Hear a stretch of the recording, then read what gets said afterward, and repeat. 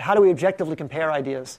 It's very hard, and it's very emotional for sure. Now, because I said one of our metrics is impact, sometimes we look at two ideas, one that has a better business opportunity, but we look and we say, I think this is going to change the world more. It's going to be better for people, better for humanity. Let's do that. We have a company we started called Duron Power, and it's a company that is making very small-scale solar solutions for villagers in India and Africa. It's a little $99 product with a solar panel and battery and lighting and cell phone charger and fan, and we're not going to make very much money on that. We're selling it for maybe a few dollars more than we make it for, but if we can have 1 million families have that, it will have a great impact. So we chose to go with that one, even though it wasn't maybe the best economic one. So measuring that is one way. The other way we try and compare is we do business models and projections and forecasts. We, of course, do that. We do focus groups. We test on people. The thing we really like to do, and probably the thing that, I don't know if we're known for this, but it's the thing that I'm most proud of what we do, is we try and find ways to come up with the absolute minimum viable product and test it. And I think you guys have heard that variation of that theme before, but I'll give you one specific story.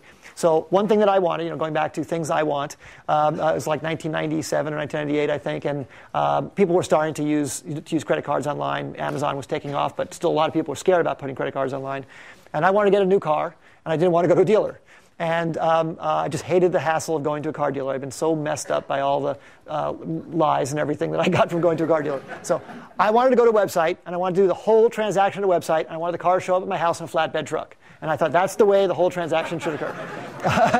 But I told people that idea, and they said, that's crazy. I don't think people will do it. People aren't going to buy a car online. No one's going to use a credit card. No one's going to put a deposit of $1,000 down without seeing the car. And I said, yeah, I think they will, because I'll do the research, and I'll figure out what car I want, and I know what I want, and I'll configure it, and I just want to buy it.